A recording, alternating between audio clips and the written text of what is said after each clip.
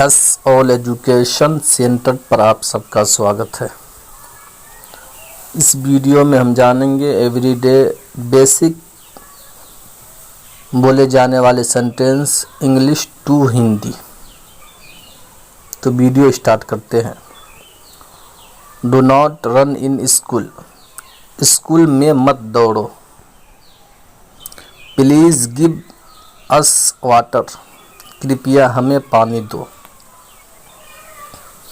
Please take us to the hospital, कृपया हमें अस्पताल ले चलो।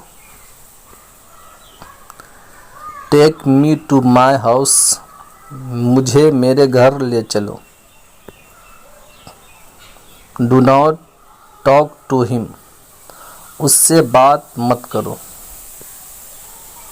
प्लीज़ हेल्प हिम, कृपया उसकी मदद करो। Do not listen to her, उसकी बात मत सुनो। लिसन टू मी, मेरी बात सुनो। प्लीज़ टॉक टू मी, कृपया मुझसे बात करो। Help her, she is a chilled, उसकी मदद करो, वह एक बच्ची है। प्लीज़ लिसन टू अस, कृपया हमारी बात सुनो।